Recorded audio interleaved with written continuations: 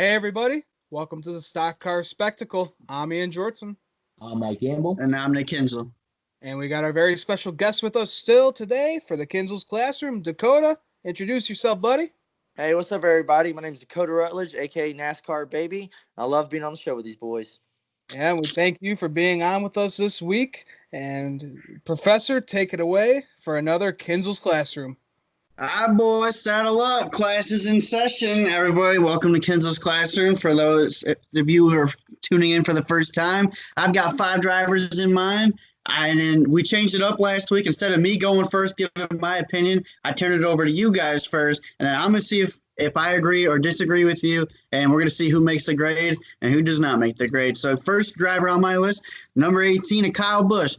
Kyle Busch might have finished P32 in this race, but like we were talking about it in the review show, this is the fastest I've ever seen him on a super speedway track in the longest time. He was the best pusher all day. The speed was definitely there. The result wasn't there, but Kyle had to come out of that one pretty happy because we go to super speedway tracks and Kyle Busch just isn't always the best there. So let's go, Mike and Dakota. What do you guys got for a grade for Kyle Busch? All right.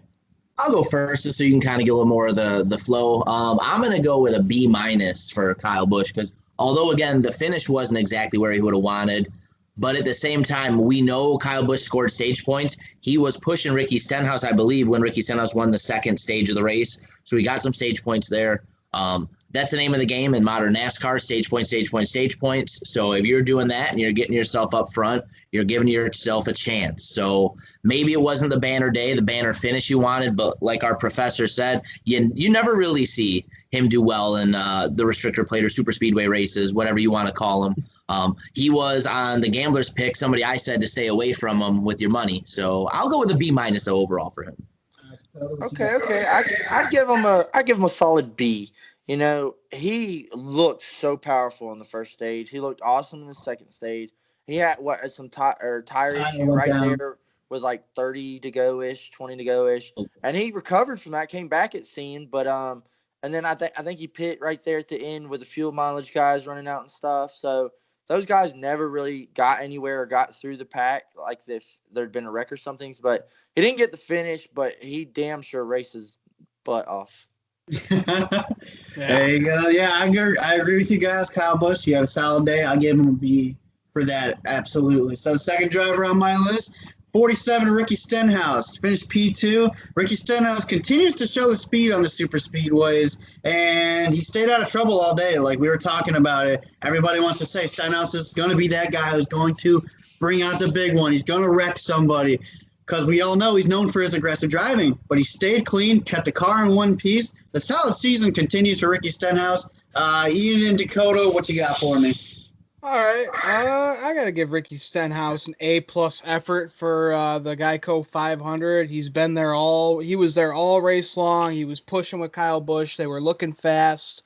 Him and JTG, they've been working out well together. He hasn't really, wrecked a lot of people like we thought he would, like he was in the 17. But yeah, he stayed clean all race long. Even that little incident with Eric Almirola at the end, that wasn't really anyone's fault. That's just racing at Dega at the finish. But yeah, second place, that's an A+ effort for Ricky Stenhouse. He needed that race. He needed those points. I was already agreeing with you. I'll totally give him an A+ all the way. Stage points every stage. Wins the second stage. Second in the race. He's that far from winning in the 47 JTG car. You know how huge it'd been if he won. Rockin' Nos, the car looked amazing in person. I love that scheme. Stenhouse, when he's got big moments, he's got big moments. If there'd been a big wreck, he'd probably caused it. But when there's no wreck, he finishes second. So, when that car's fast and he's on it, he's on it. But when they're junk, they're junk. But I give him A+ for yesterday's race. All right, you guys give him A+. I went a little less than that. I gave him a solid B for his efforts. I mean, he had a great race, but I don't know. Yeah, he kept the car in one piece, got the stage points. I don't know. It was just a solid B day for me for Ricky Stenhouse. Third driver on my list is that 62 car of Brennan Gaughan. Yes, Brennan Gaughan finishes P21 in this race, but here's the thing. The guy only races 4 times a year. He races all 4 super speedway races. He's retiring at the Talladega in the fall. He kept the car in one piece. This is a solid finish for the team. I mean, they only race 4 times a year. So, Mike and Ian, let's see what you got for me for Brennan Gaughan. I'll go with a C. Listen, I think you could say for good and bad, you didn't really hear much about Brennan Gaughan during the race. So that's good because that means, he didn't do anything really stupid, wasn't involved in a big wreck or anything like that. But that's also bad in a way because that means, well, he wasn't really that much of a factor in the race. So I'll go with a C. I mean, he didn't do anything too bad, didn't do anything too terrible. So just like in your grading scale, kind of right in the middle. Yeah, I'm right there with you, Mike. I gotta give him a C average for his performance. Like you said, I kind of forgot that he was even in the race because they didn't talk about him whatsoever, which meant he wasn't really a factor in the race. But kept it clean, got a good finish. Yeah, I'll give him C plus. I'll go around there. Yeah, I'd have to agree with you guys. I also had him in the C plus range. I'm going to only step in and do this 4 times a year, and at these racetracks, I mean, we all remember last year at Talladega, Brennan Gaughan was flipping going down the backstretch. So, hey, he got the car in one piece. It was a solid day for him. It was just kind of hard when I put this list together, even for for a super speedway track. Sorry, Dakota. Even for a super speedway track, this was a tough list to put together because everybody kind of just finished where I expected them to, honestly. Nobody really had horrible days if you're not a Chase Elliott fan. But so fourth driver on my list, Joey Logano, P17. Now, he was actually one I was really disappointed in. This is really not what we were used to seeing on super speedway track from him. Again, I picked Joey Logano on the show. I picked him on the show last week, and he triggered the wreck that took out Chase. Drama continues, probably not, but yeah, disappointed in him because we're used to seeing Logano up at the front in the end of these things. So we'll go Mike and Dakota on this one. Okay. See, I struggle with him. I'm going to go with a B minus because I kind of struggled because, he didn't have a bad race for a lot of the race. Again, we talked about in our Talladega review show. If you guys haven't watched that, go back and check that out. But we've talked on there about, the Penske train was just dominant. Those 3 hooked up and they could not be stopped. I don't think you can talk about the Penske train without giving credit to Joey Logano as well. My biggest fear being a Ryan Blaney fan was at some point Joey Logano was going to realize that he's Joey Logano and decide, hey, man, I'm not pushing anymore. This is my race. And that didn't happen. So I give him kudos for his discipline and being a teammate there. The finish wasn't there, but we know they had stage points. They know they were fast. So I'll go with a B minus. I could probably agree with B minus because he didn't get the finish. But that 22, just like the rest of the Penske cars, he was up there leading. He was up there slicing and dicing, typical Joey moves. The money line scheme is sexy as Hey, watch your language, man. I might add. That car was so good. But, Joey was up there wheeling Dylan, but it seemed like, they had to pit there for the fuel at the end, and that clearly was the wrong call for anybody. But you got to do what you got to do on fuel. They never recovered. He raced good, but it seemed like second half of the race, he was never really in eyesight of the lead. Right. Yeah, I put him in the C minus range. He started off great, didn't have a good finish, didn't finish it off where he should have. So I am a C minus. And guys, the last one on my list is everybody in the NASCAR garage, drivers, crew members, personnel, for what happened pre-race yesterday. A pluses all around. If I ask all 3 of you that, Double A plus. That's 200% right there for me, man.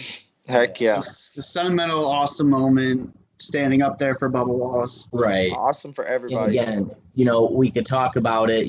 We found out that the noose wasn't exactly what we thought it was.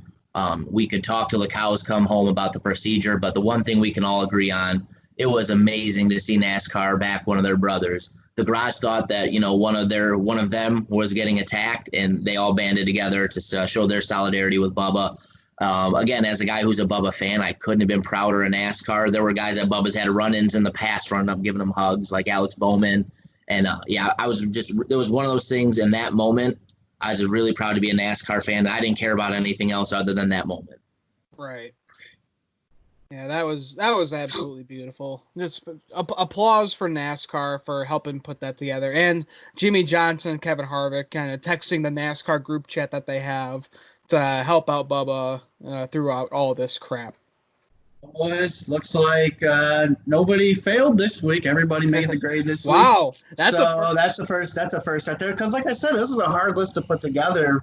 Because for a Talladega race, because everybody just kind of was who I expected to be good was good, and who I expected to run in the back ran in the back. I mean, I guess if I wanted to give one honorable mention for a failure, it's Rick Ware Racing for having a car a lap down in the first 6 laps of the race. But that's almost every week now, so I didn't really feel I had to put them in there because we already knew what that grade was going to be. But yeah, after that, class dismissed, boys. Yeah. Really fast, so I would like to give an honorable mention. I thought John Hunter Nemechek had a hell of a race for a rookie. Yeah. Being up there at the end. Yeah, he did. He almost came up and won that race until he got plowed into the wall. From 13th to almost the lead in 1 lap. Yeah, that was crazy. Boys, class dismiss. All right, guys. So for the Stock Car Spectacle, I'm Ian Jortson. I'm Mike Gamble. I'm Nick Kinzel. And I'm Dakota Rutledge. Guys, make sure to check out our good old buddy Dakota on YouTube, Twitter, Instagram. He's got it all. He streams on Twitch as well.